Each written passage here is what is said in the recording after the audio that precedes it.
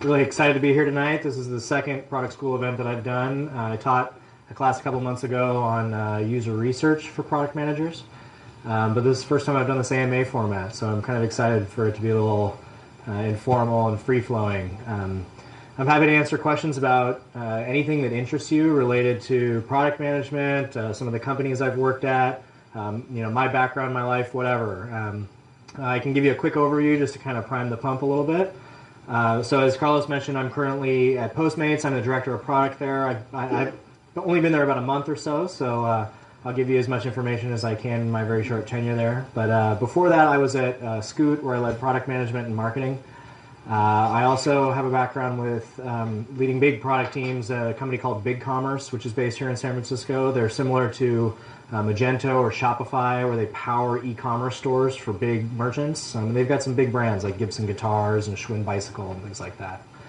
I also was at Electronic Arts for several years. I was kind of a hybrid product manager and marketer there. I started as a product manager, helping to kind of shepherd some of the digital transformation that EA was going through.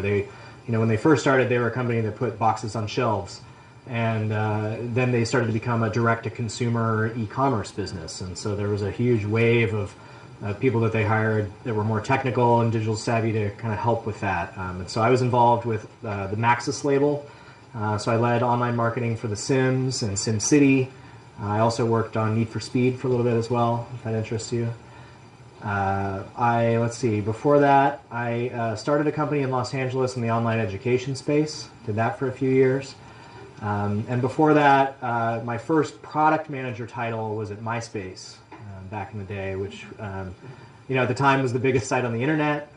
So it was a really interesting place to be. It was growing very, very quickly. And it was an exciting company, and obviously I learned a lot being there because we know how history played out with that. So, and then before that, I kind of worked in entertainment for a little bit. I worked at NBC and Fox, and that kind of gets you back to the beginning where I have a film degree. In fact, I have a master's degree in film from UCLA, and that's originally what I wanted to do with my career, but as you can see, if we kind of play it back in reverse, the trajectory just kind of skewed more and more tech. And so I'm happy to talk about that path as well. So anyway, that's a little bit about me. I'll open it up if anyone has a question you want to start with. Yeah, how about you? I was wondering if you could talk a bit about the transition from product manager to director of product / head of product, and what are kind of like the main things that you learned and how your responsibilities change as part of that transition. Okay, interesting. So the question for folks watching online is about the transition from being a product manager to more like a product leader, where you might be managing a team of product managers. That transition can play out differently depending on where you're at.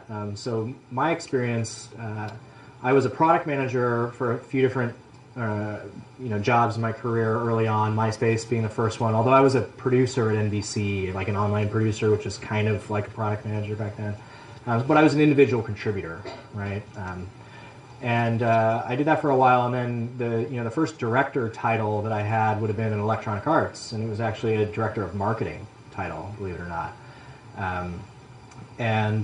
So that would be very different than I think when I was director of product at BigCommerce, which is probably more what you're looking for. At BigCommerce, I was leading, I started when we were opening up a brand new San Francisco office, and that company was founded in Sydney. They wanted to open an office here in San Francisco to be the hub for product and design and engineering. And so I came on when there were about 40 or 50 people in that office. Within a year, we were at nearly 100. So we grew really, really quickly. We moved into a new office and all that. And by the time I left that company, I was managing a team of 7 product managers, including some like group level product managers, if you've seen that title. And they covered a pretty broad swath of the product.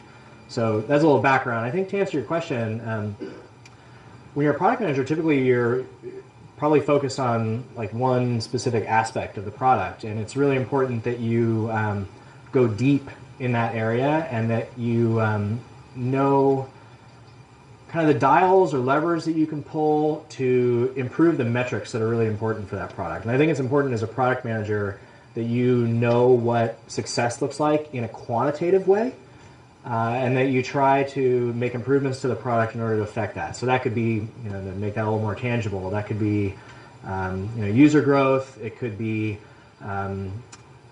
retention. It could be, we had things like at BigCommerce was like people printing shipping labels, right? And so we had product managers that owned our shipping integrations, and his goal was to get more people to print shipping labels with us. And so that meant that he would attack some of the problems that might have prevented people from printing 100% of their shipping labels with our service. And so I think when you're in a product manager role, you're really focused on that. You've got a bit more narrow focus. I think as I started to manage teams of product managers, I started to have to think across a bunch of different areas in a product, especially with things like BigCommerce or Postmates is another good example of that, where there are a lot of different disciplines or areas where you can go really, really deep in the product. And you start to think about how you can kind of connect the dots between the two. And so how, assistance or guidance or input that you might give to one product manager can actually have value in multiple places. I would call that thinking about leverage, right? I don't know if any of you have ever read the book High Output Management. It's a classic management book. It was written by Andy Grove, who was the CEO of Intel for a long, long time. And he talks about this concept, high leverage activities. And the idea is that there are some activities that you can do where an hour of your time produces about an hour of output or results, right? But there are other activities that you can do where an hour of your time might affect several hours of other people across the entire org. And the value that you create for that 1 hour is much, much greater than what you'd get if you were just doing a task yourself. And so I think as you start to think about leadership roles, and this is true for any leadership role, not even product management, is trying to find these high leverage activities and ways that you can invest an hour of your time and affect and have a huge or a kind of a geometric amount of value in other parts of the org. So that I think is probably the biggest transition I saw, is trying to think about what multiple product managers were doing, figure out when I needed to kind of zoom in and provide assistance, and then how I could do that in a way that it would provide value in multiple places across all the different areas that I might have been managing. Okay. So Postmates is clearly a logistics company, right? But you guys are known as a food delivery service. How are you guys communicating that to your product, and how much of your time is kind of spent, actually optimizing for food delivery versus other goods and other verticals? Yeah, great question. So the question is about Postmates and kind of the difference between being a logistics company, like Postmates certainly is, and also being thought of as a food delivery company, and how you kind of expand beyond food delivery and think about other types of products. This is an area that I think about a lot, actually, in my role. Right now, I'm really focused on merchant data and how we collect that data, how we keep it accurate, how we syndicate it out to different parts of the business so that the marketplace operations can work the way we want to. And we have a multi-sided marketplace. There are people who are ordering products. There's the fleet that are out driving around picking them up, and then there are the merchants themselves. And data is very important for all of those in different ways. There's also value for the data beyond just the core marketplace, right? I think one of the differentiators for Postmates is that it really is an anything, anywhere delivery company. Unlike some of the other true food delivery companies like Grubhub or Eat24, you can really send a Postmate to pick up anything in a city. Pick up my keys from a friend and then bring them somewhere. And they can be things as mundane as that. They can be food. They can also be retail goods. And so we do partner with other retailers. We work with Walgreens. We actually deliver from the Apple Store. So if you go to apple.com and you order something from the Apple Store and you get to your delivery method at the end, you can pick same-day delivery. That's powered by Postmates. And so we really think it's important to partner with a very broad range of retailers. And I'm particularly interested in that as well, with coming from a company like BigCommerce that really did not think about food at all. And I think it's a big growth opportunity for us, right? And we're uniquely positioned to capitalize on it because we do manage a fleet of Postmates or couriers, whereas some of the other food delivery companies are just kind of like aggregating restaurants that already have their own delivery services, and they don't actually have contractors that do the pickups and stuff. And so I think we have an opportunity to expand beyond food, and in a lot of ways, we're already delivering a lot of stuff that isn't food. Yeah, go ahead. Yeah. What can you tell us about your brief time at Sweet Scoot? What do you want to know? Any lessons learned, or why brief? Yeah, I mean, the question's about my experience at Scoot and just kind of general lessons learned, things like that. I think one of the things that was interesting for me when I started at Scoot, and part of the reason, or one of the things that attracted me to go there, was that it's a hybrid software and physical product. I have a lot of software background, right? I build digital stuff. But Scoot, they own those Scoots, they own the assets, and there are a lot of logistics and processes and things like that associated with maintaining that fleet. It's also really interesting, coming from a software background, to think not only about the metrics that are important from a user perspective, or the people who are riding those Scoots, like the unit economics of those riders, but also to think about the unit economics of the Scoots themselves. So we would think about Scoot 1, 2, 3, and how many rides did it get today, and how much revenue did it generate, and is it in the right part of town, for people to ride it. And if it doesn't get picked up in the morning way out in Richmond, then it's not going to get rides number 2 and 3 and 4 downtown on the way back in the evening, that kind of thing. And so that to me was just really interesting and different, and it was fun to think about those problems. It's a it's a small company. I think they're hopefully going to be growing. It's been several months since I've been there, but I think there's a lot of opportunity in other markets. And so I think managing that growth is going to be important, as it is for any company. I'm still a very avid user of the product, so I'm really excited to see them expand into other markets.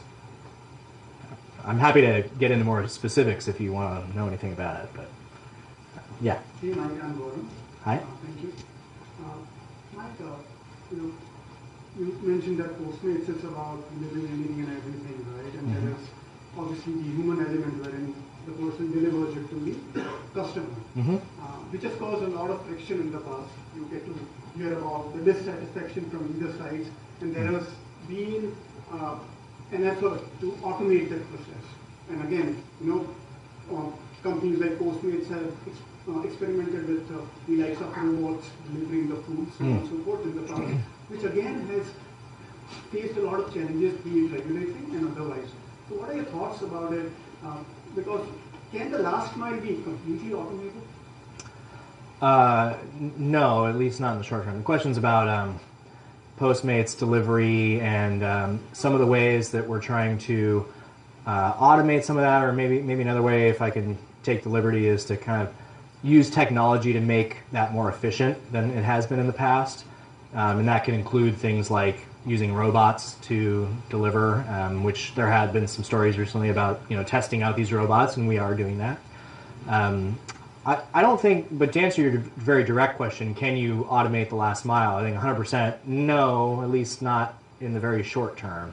And even some of the work that we're doing with the robot deliveries are not intended to replace the entire Postmates fleet. I think that's going to be really, really challenging. Where we do see an opportunity with the automated robot deliveries is in the really, really short deliveries. Think maybe a mile or two radius. Okay, so if you're downtown at lunch and you want someone to go pick up a sandwich for you, and it's only a few blocks away, that job is not very profitable for a human courier, right? It's a pain to navigate downtown, especially if they're in a car. They've got to park, and by the time they've gotten in the car and parked somewhere downtown and then gone to the restaurant and driven a half a mile away, they've spent as much time just kind of navigating the streets and finding parking than they have, delivering. And so those types of jobs are not very appealing to the human courier. And so that's where I think the robots can be really, really valuable, right? And it also plays really well with kind of the nature of the technology and where it's at right now. A 2-mile radius is, kind of about as far as those things will go, right?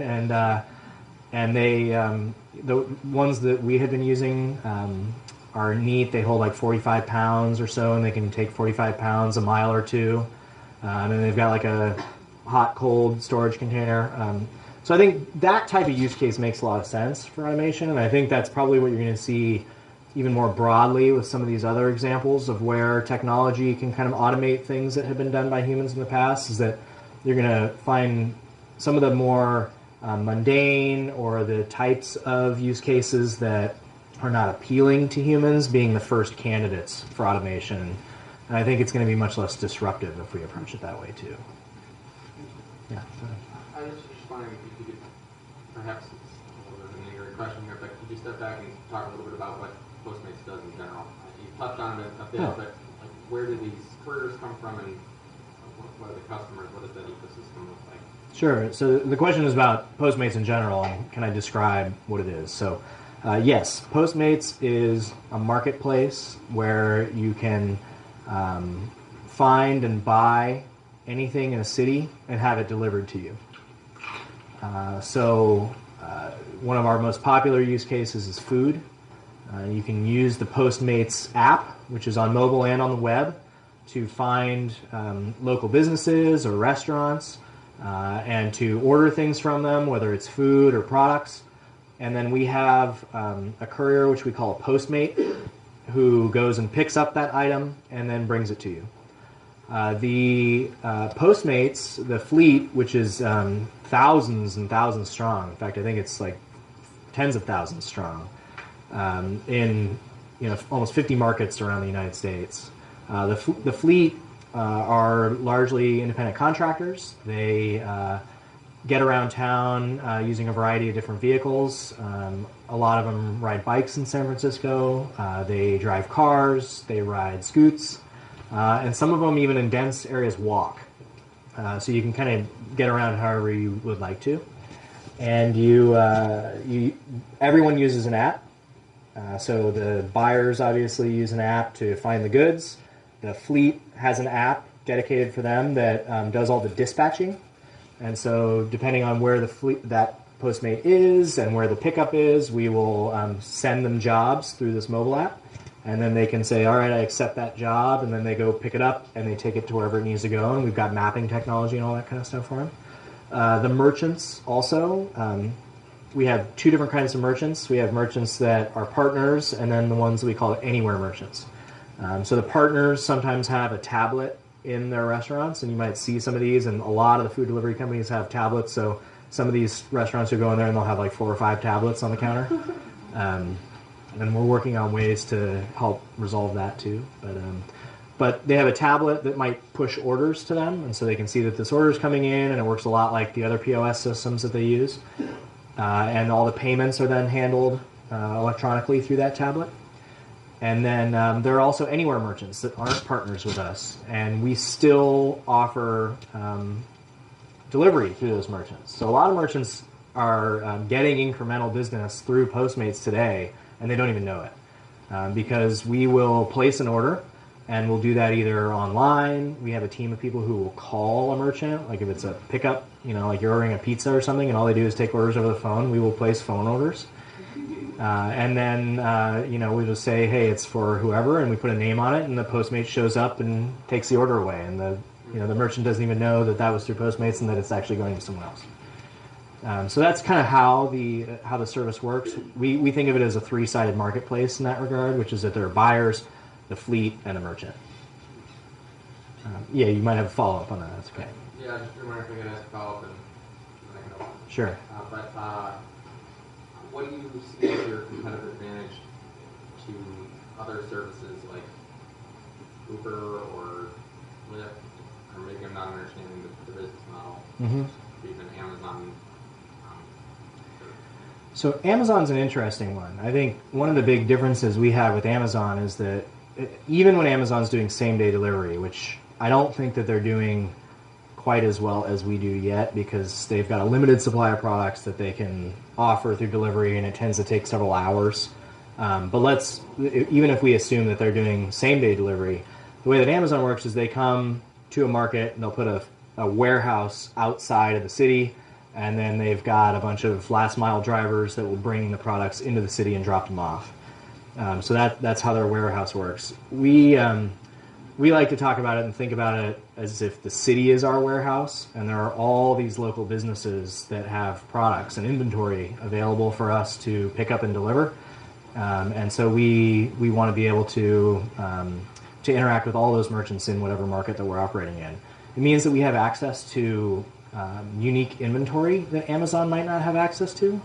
So there are local businesses that sell cool products that don't put them on Amazon. And through the Postmates marketplace, we can make those available to people online and have them delivered to your doorstep. So I think that's a unique advantage that we have over Amazon, although obviously Amazon does logistics really, really well. Some of the other services, I talked a little bit about other food delivery services where they don't actually have a fleet of couriers, and they just kind of aggregate menus from businesses that do have their own delivery services. So I think you're limited in some of the selection there. Uber's an interesting one because they do have a fleet of people who are driving around town, and in theory you can go pick stuff up from anywhere and drop it off. But I think they've got two, if they're going to pursue that, they also have two very distinct use cases, right? They think about moving people around town, and as much as they like to think that moving goods around town is similar to moving people around town, it's very different when you start to think about partnering with merchants and all that. And so that being our primary use case, I think, is going to let us be a little bit more sophisticated about how we do that. So hopefully that answers it. All right, we got a few. Go ahead. What is you say you came up through a bunch of different companies doing product management and product direction. The impression I get is that there's something to you about it that's exciting, that's your passion, and I'm wondering what you can tell me, like, what parts of product management and product direction are you, like, nerdy about? Okay, the question is basically, what do I love about product management? Product nerd are you? Yeah, what kind of product nerd am I? All right, good. I really like. I think the reason that I'm drawn to product management is I like being able to solve problems with technology, and you can do that if you're an engineer too, and I think designers can say that they do that too. I like being a product manager because you get to kind of sit in between technology and business. And in a lot of cases, you've got kind of a unique vantage point when it comes to understanding the impact of some of these solutions that you might be creating with all this cool technology. You can see the impact that they might have on businesses or with your consumers or users. So that part I really like. I'm also just kind of personally interested in how business itself works. And there are a lot of interesting things to learn about, SaaS, for example, in San Francisco, and how. What is that? SaaS, sorry, software as a service. So, a lot of technology companies use that model. It's kind of you pay maybe a subscription or some kind of fee in order to access some product or site or service, right? A lot of the things you use that are on your phone might be considered that. Like if you're paying a monthly fee, like Spotify, it's a great example, right? I think being in product management also gives you a bit of visibility into how the businesses work and kind of what makes them tick. And so I get to balance that with being a technologist as well. Okay, because that's your background that you come out of is more the software side. Kind of. I wouldn't say that my background is kind of well, when I say software, I mean more like the type of products that I work on. Right. I don't have an engineering background. Okay. Right? I was never a software developer as my full-time gig. I love to do that kind of stuff for side projects, and I use it more and more in my jobs. It's a trend that I'm starting to see that product managers are becoming more technical. and it's probably because there are a lot of people who want to be product managers now, and so having a technical background is valuable. It helps you interact more efficiently with engineers, and so, all things considered equal, if you've got one person who's got a technical background and one person who doesn't, it's a great skill set to have, right? So, okay, sorry, I know we kind of diverged from the question. Okay, all right, I had a few. All right, go ahead, you put your hand up first. Just going to get a little bit more tactical. So, you just started Postmates. In terms of when you're trying to get more insight into market intelligence, so example, you went into like a new area, a new industry, you to get an understanding of the ecosystem, and you just mentioned fundamentally we're problem solvers. Mm-hmm. So how do you kind of break that down in a tactical point of view? Like how do you get your market intelligence? How do you break that problem down? Any tools that you use, and how do you figure out which data you're going to go after and what problems? Interesting. So the question is about market intelligence, if I'm understanding it correctly, and it's about as you're kind of ramping up in a new company or in a new industry, how do you learn about the market that you're operating in, and are there tools and things like that or approaches that you use? It's an interesting question. I'm going to think about that one a little bit. One of the things that helps for me, a lot of times you're going into an established business, right? If we're talking about brand new companies, that's a different problem. So let's set that one aside. So you're going into an established business, and so there are ways that the company works today, and that it has been working for several years, maybe before you got there. And I try to understand why things work the way they do. So if you come into a company and you might see something that strikes you as a little odd, in some cases the natural instinct is to immediately try to propose something better. And I think that's really risky when you're coming in, because there's usually a lot of historical context for why something works the way it does. And it might be right, it might be wrong. I'm not assigning any judgment either way to that, but there's a reason why. And a lot of times when you kind of pull on that thread a little bit, you'll start to uncover really unique insights about the business and where it sits in the marketplace and how it responds to its competition and things like that. And so I think that's kind of the internal approach that's really, really valuable. I think when you're trying to understand the market, maybe from a bit more top down, or like the landscape of a market that you're in, that one in some cases is going to depend on the space that you're operating in. And so, for a company like BigCommerce, when I was there, how I would learn about their competitors is probably very different than what I might do if I was at Electronic Arts. But you would look at the competitors. Yeah, absolutely. I think how do I look at them? I don't think there's like a URL that I punch in that has all the answers. No, like you personally, what was one favorite way? Sorry, I'm joking. No, that's a good question. Well, okay, I've got one. Actually, I have one little hacky trick that's kind of fun. Use verses on Google, so you can type in like your name, your product name, versus, and let the autocomplete show you a bunch of things. So Postmates versus, and you'd probably see like Uber and E24 and all these kind of things, right? And that helps, and that lets you at least, it gives you a next step, right? It's another clue to follow, and you'll start to understand. You'll find some new product name and you can do it again. And I think what's interesting too is that a lot of times there's a pretty big range of companies in terms of the type of customer that they support. What I mean by that is, let me use BigCommerce as an example. Okay, BigCommerce powers online stores. Okay, there's a huge range of the size of merchants that sell things online. Everything from me starting my very first online store where I want to make Mike's t-shirt company, and so I might go start a Shopify store because it's really easy and they've got beautiful templates and things like that, all the way to really big retailers that are selling things online that might have 100% homebrew software like Target and things like that. And there's everything in between. And a lot of times when you're coming in the startup world, you've got the classic kind of disruptor curve where you're coming in down market, but there's actually this really complex space of things that are happening up market. And so I think it's interesting sometimes to try to understand what some of those really big, sophisticated players are doing. And you can start to look at Forrester reports and things like that, and they'll be comparing some of those big enterprise grade products, and it at least gives you kind of a bookend for what you're seeing. Okay, you've been waiting for a little bit. Yeah, I had a question about if you have any thoughts or ideas around how would you transition from like more like a back-end B2B PM role to more like a user-facing. Like a consumer? Yeah. Yeah.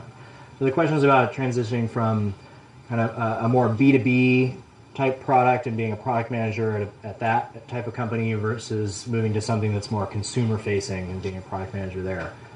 I mean, my experience has always been, I've been on both sides of it, and I started more on the consumer side of things, and then went more B2B.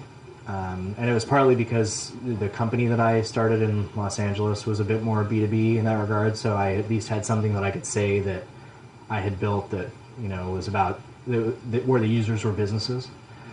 I think a lot of the skill sets transfer, right? I mean, being a product manager is more or less just being a product manager anywhere. It's very, very similar. I think what I was referring to is like if you do, for example, if you build like a back-end product that doesn't have the kind of direct user, like a lot of users, then like you don't learn a lot of the design kind of interaction with the design team and that kind of stuff. Yeah. This is an interesting one. Because I certainly acknowledge that there might be some hurdles for making that transition. And yet, at the same time, I feel like you're 80-90% of the way there. Right? It might just be about you developing some kind of personal fluency in consumer. So if you're starting in B2B and man, you've been like, you build these big battleships and that's what you've done for most of your career, but now you want to work on like social networks or something really consumer focused. I think it's probably more about developing a knowledge, around design principles, around the types of metrics that are important for consumer-focused products versus B2B products, because they are certainly different. The way that teams might interact, like marketing, for example, is very different in a B2B world than it is in a consumer world. And so I think, given the nature of product being very cross-functional, it's probably good to just develop an understanding of what those disciplines outside of product look like in those consumer-focused companies. But I feel like if I were, if I'm hiring at a consumer company and there was a PM who had a lot of B2B experience but seemed like, they were interested in consumer and maybe there are side projects or something that this person's worked on that are very consumer-focused, that I'd certainly give that person a shot. I don't know. I hope that hurdle isn't as big as I'm assuming it is. All right, how about you? So coming from a creative background, such as Bill, how did you ramp up your technical skills in your first PM role? And how did you kind of gain the trust of your cross-functional team, especially as you're learning the language from both the technical side and the business side? Yeah, okay, good question. So the question is about, I have a liberal arts background. Eventually I'm a product manager. How do I kind of build my technical skills and then build trust with the team so that they know they think I know what I'm talking about. Actually, so in college, I used to build online classes for my department. So I was basically a Flash developer. So I had been building websites and things like that for a while, and so I had a bit of a technical background before I ever got my first product management job. It was always something I was interested in, but I never really thought that I wanted to do it as a career when I was younger. And so I started in more of like arts-focused or marketing-type roles. But more and more, I just saw that as something that I thought I would be more interested in doing. And so I had a bit of a technical foundation there. I think if I were doing it today, it would be about side projects, right?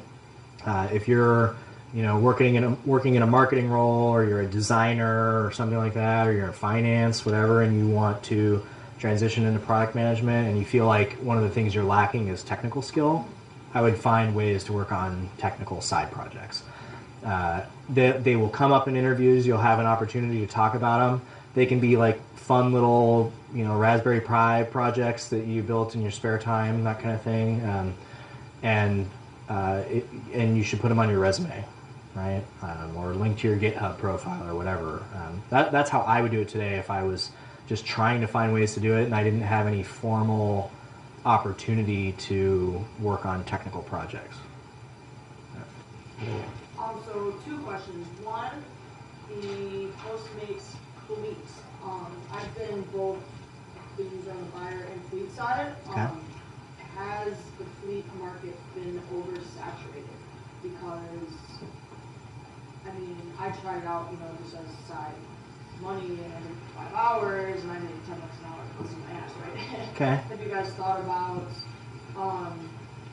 what happens if it gets too oversaturated? Are they going to go down to $8 to $5 an hour? And 2, have you guys thought about getting into the cannabis industry like ease? So the question is about Postmates, specifically about the fleet, and if there's any concern about the fleet being oversaturated, like too many couriers competing for too few jobs. And then kind of the second part of that question is about potentially expanding into cannabis delivery. So on the second one, I'll start with that because I think it's easier. Not really at this time. It's possible, but right now it's against our terms for things that we'll deliver. Maybe it'll change as it becomes more accepted, and certainly it's going to be a big industry, and so it definitely could be something that we're interested in the future. But Well, have you heard of ease? yeah, absolutely, yeah. So it's a possibility, but not right away. In terms of the saturation question, which I think might be a little bit more detailed, what you're really asking about is, are there too many people who want to do deliveries compared to the number of deliveries that might be available at that time? I think we probably have to get better about how we handle dispatching and things like that, so that we can make every job more valuable for the fleet, while at the same time we're finding ways to make it more efficient and cost effective for us. One of the ways that we might do that in the future is thinking about like batching jobs, right? So if every time you're getting a job, maybe you're picking up multiple things, you're dropping them off to multiple places, and so you're being much more efficient about the type of work that you're doing, and it means you're getting potentially more tips because you're hitting different people with that. And I think that creates opportunities for the kind of hourly rate for the fleet to be higher, while at the same time kind of satisfies our goals of trying to have to pay less for every single job that we do, which is kind of the natural instinct of every business. So you're saying like say I have 3 deliveries, picking up the 3 first and then delivering instead of doing pickup, delivery. Yeah. I think that would make a very significant and quick improvement on the kind of unit economics of being a courier. In terms of like the saturation itself, I think we've got to make sure that we're creating balance, right? And it's one of the things we think about a lot. There are times where we have a lot of orders on the buyer side. Like people, it's Sunday night, people are hanging out, they want to watch Game of Thrones, they're ordering delivery, and so there are a lot of orders coming through. And we need to make sure that we've got the supply on the fleet side to match that demand on the buyer side. And so that's where we'll do things like the blitz payments, or it's like surge, right?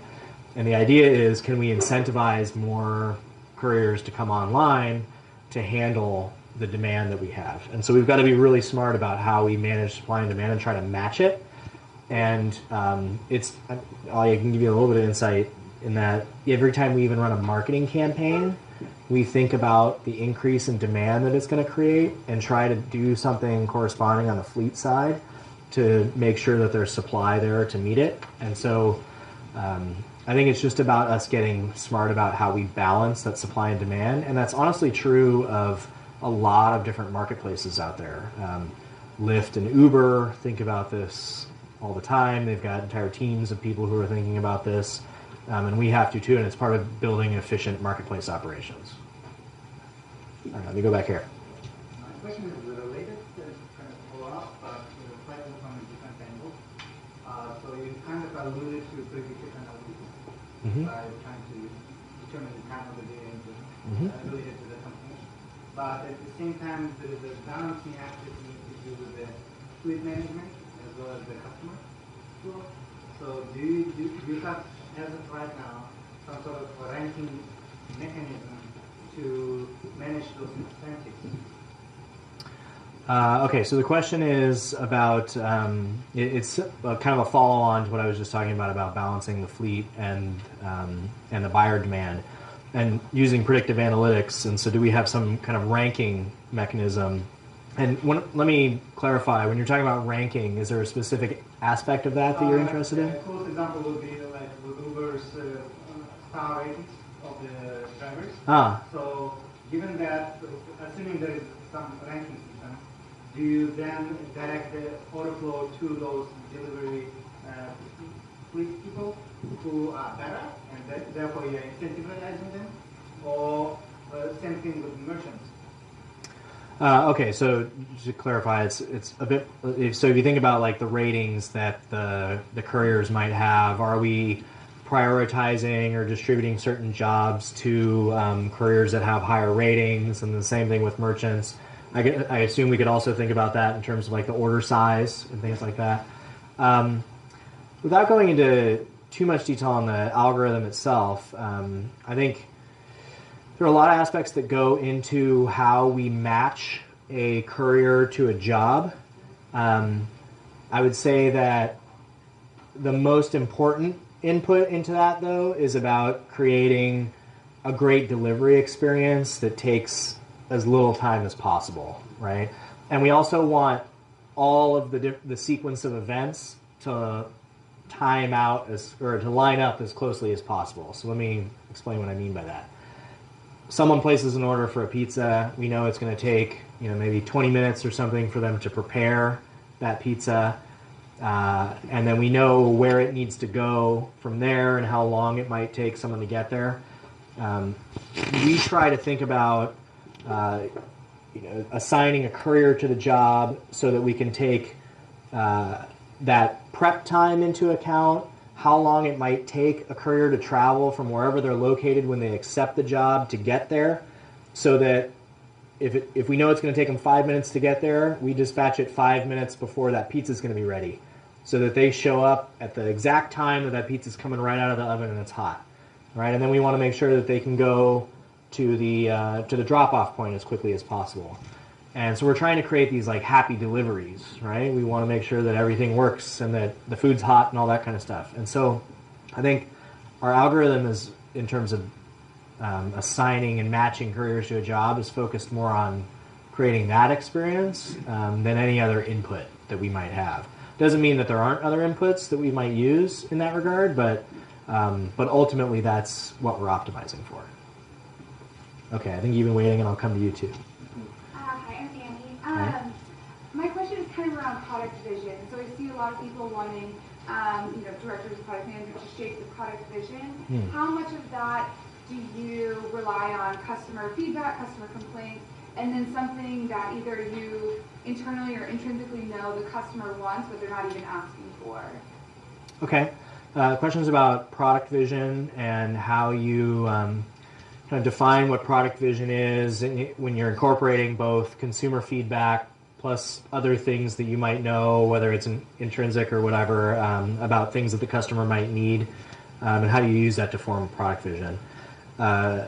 There's a framework that I like to use. In fact, I talked about it in my last lecture here, that I think works well in terms of just giving you a very tangible way that you can start to think about that.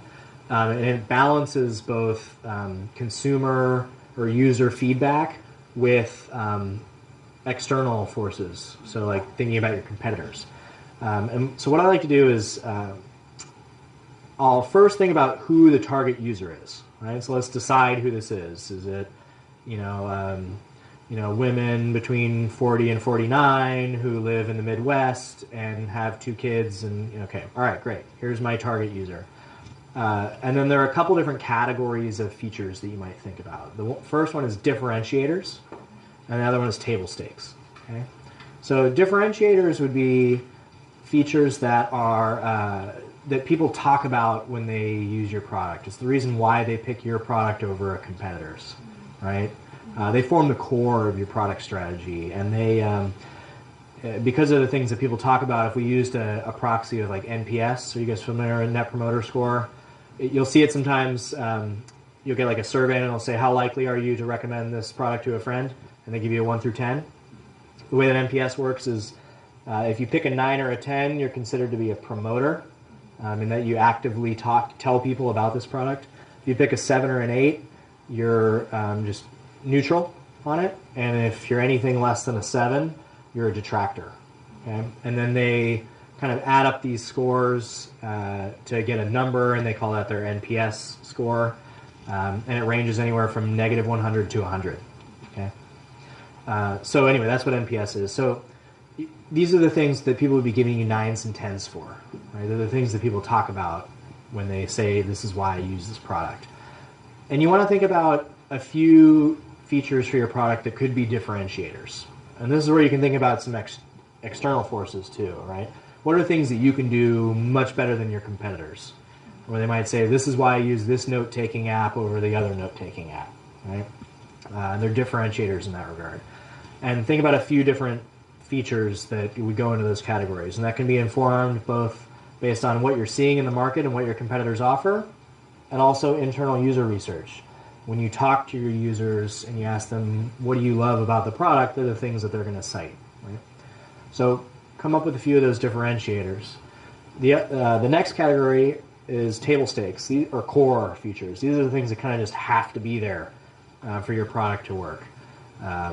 If you have them, you probably don't get a whole lot of credit for it, but if you don't have them, you're definitely going to get dinged. So if we use that kind of NPS proxy again, they're like the 7s and 8s, right?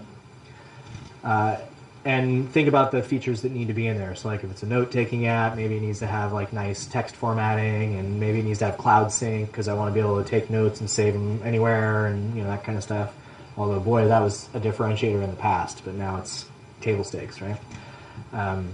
And so you've got, a few features that are in your differentiators category, a few features that are in your table stakes category, and then try to evaluate where you think you're at.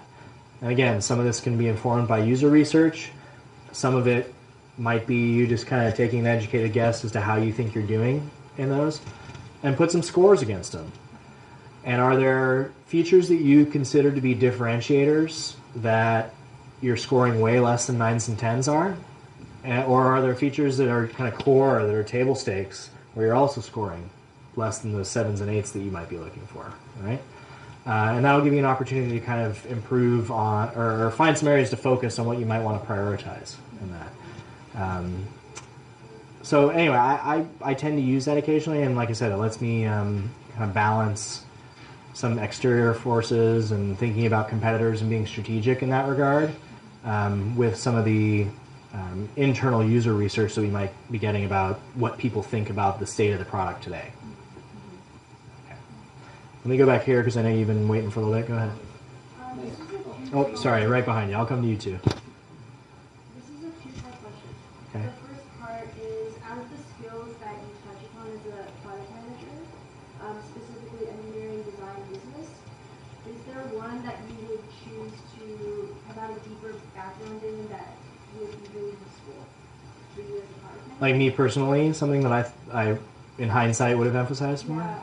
And then the second one is, can you tell us about a time that in order to work better with a team as a product manager, you had to learn something, you invested in learning something new versus it's not worth your time and you just let the experts Oh, that's interesting. Okay, so 2 questions. One is about everything about this triangle of business, design, and engineering. Is there one that I might have emphasized more as I've gone through my career? And then the second is about an example of a time where when we're faced with a problem, it was something that I felt like I needed to really learn the ins and outs of it versus hand it to an expert. So am I characterizing it correctly? Okay. The first one about business design and engineering, and which one do you emphasize more? I've always wanted to be more and more technical, and so I've personally invested in that because I don't have a computer science degree, and so I always thought it was the area where I needed to kind of fill out that side of the triangle a little bit, and so I've just personally invested in that, side projects and things like that, and that was what I needed to do. I think it really depends on your background and your skills.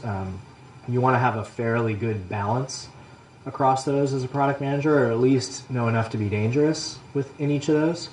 And then as you grow into more senior roles, you're going to need to be deeper in each of those. And so like if this is the triangle, it's going to actually grow larger because your skill is getting bigger in all those, and you try to have some concept of balance with it. I wouldn't say that there's one that I would really emphasize more, although like I said before, I'm finding that PMs just seem to be more and more technical, and even the types of jobs that I'm doing as a product manager these days, there's like kind of the level of technical fluency has just seemed to increase, and so you're certainly not going to waste your time if you invest in that. On the second question about like when you decide it's something that you've got to like go deep and deeply understand and kind of be an authority in that area versus hand it to someone who already is an expert, that's a tough one because you do it like every day.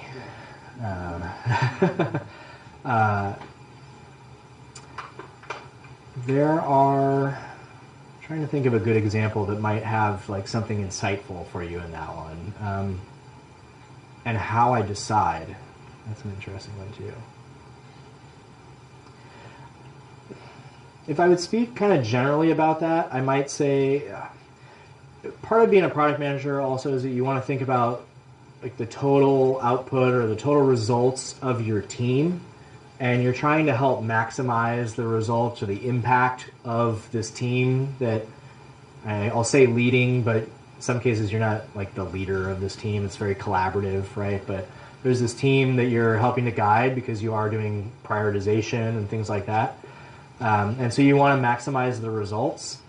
And so I think that is probably the guiding factor in how I'm deciding whether or not it's something that I should be doing or that someone else should be doing. And so I might be thinking about, would me just solving this problem let my engineering team that can solve way more complex problems than I'll ever be able to solve on the engineering front, would it be better if I just try to learn how to solve this pretty simple engineering task or answer a question by writing my own SQL as opposed to making a ticket for my engineering team to do it, where I maximize the results of the team by not distracting them from work that only they could do. So that might be a way that I would think about it. On the other hand, let's say I have a new team or a new member of the team, and they're trying to learn how our product works or how the systems work. And let's say, hey, I know exactly where the answer to the question is, and I can just go like write this query and boom, I know how many users we had last month. It might be worth trading some of my minutes for an hour or two of someone else's time so that they can develop that fluency, so that in the future they'll have that knowledge and they'll be able to answer those questions for themselves, or that we can distribute the tasks more equally and we don't create these like pockets of knowledge where hey, you get this kind of ticket and it has to go to this person, and so you help create that balance. And so anyway, like I think it would be about trying to maximize the total output and impact of the team, and you're just going to have to evaluate that, I think, on a situation by situation basis. Okay. All right, let me go back there and then I'll come back around to the front. Maybe just a quick follow-up on that, kind of reverse it a little bit. Where have you, maybe because of your career, how you've advanced, where have you been able to draw back to some of the things that you learned back in school, like storytelling or some of the things that maybe you had kind of in the back of your mind, but as you grew in your role, you had to kind of draw back. Yeah, so the question is, are there things in my past, especially kind of it being a liberal arts past, that actually wound up being valuable later in my career? Yeah, certainly. The storytelling thing is part of it, right? Understanding narrative. But actually, one of the examples that comes to mind that I was really surprised about, like I said, I studied film, and specifically I studied like film, like the history of the film industry. I was more of a historian than I was like an art studies kind of person. And so I, learned a lot about like classic Hollywood and how it developed and all that kind of stuff. And I knew how the industry worked. And I thought I would never, ever, ever use that again as I started to go into tech. And yet, funny enough, when I got to EA, it turned out that the model is really similar. You've got a bunch of these little studios that make this creative product, and then you have this big distribution and marketing company that finds ways to sell it and to get people to buy it. And that's exactly how the film industry works, right? You got these small little studios that might make a TV show or a movie, and then this big distribution company like Fox or Sony or whatever will buy that creative product, and then they're a big marketing engine. And so the model itself was actually really, really similar. And then having that background just on how the history of the film industry worked actually helped me navigate EA and then to help think about this transition that they were going through from how they would basically sell their products to their customers and how it was changing. And so you never know where some of these things you learned in the past will serve you well in the future. Okay, how about you? Considering your background, are you able to differentiate between product marketing and product management? In a way, it feels like you're able to kind of go between both. It feels like they're very different kind of focuses. Yeah, I mean they are. The question's about like a difference between product marketing and product management. How would I define it? There's certainly different roles, and you're very often going to see a product manager working closely with a product marketing counterpart. I think that the product marketer skews more toward the needs of the customer, and particularly what will resonate with the customer when you're telling them why they should use your product versus someone else's. So they're thinking a lot about like those differentiators and things like that, and they think about the landscape. And then ultimately, they're judged against more like revenue-focused metrics, right? So at EA, for example, the product marketers were responsible for revenue. And they would have a target, and like this game needs to make $10 million, and they were the ones who would come up with the plan to get there. The product manager at EA, those were usually producers, they called them, but you'll see that term used interchangeably at some places. The product manager is thinking more about how you build the product in order to meet the needs, and they're thinking more about designing the features. So if someone says, look, I really want to be able, I'm playing The Sims, and I really want to be able to make my dream house, and the product marketer comes back and says, we've got all this research that people, want a really great, like they want to be able to build these amazing houses. The product manager needs to kind of understand, well, what do they mean by that? And how do they want to use it? And then how do we build the product in order to deliver on that experience that they're looking for? I just wonder, how is it to work like a PM compared to working as a consultant? And also I wonder, do you work with consultants at your job at Postmates? So the question is about working as a PM versus working as a consultant, and do we use them at Postmates? I haven't really been a consultant for like a long portion of my career. I've done it here and there for little gigs, but they're like short-term things. So I think I'm not sure I know how to answer your question, and I think it's rare that you'll see product management consultants.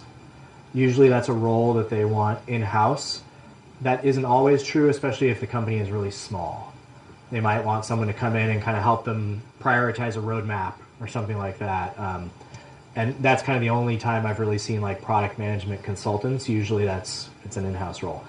Consultants, however, are usually employed by companies of all different sizes, and they're usually in different disciplines, I think. And so, yes, I think we do use them. I haven't interacted with like in-house consultants quite yet at Postmates, but we do work with other partners and other companies that might provide services that are kind of auxiliary to what we do because they specialize in it. Thank you so much. Sure. There you go.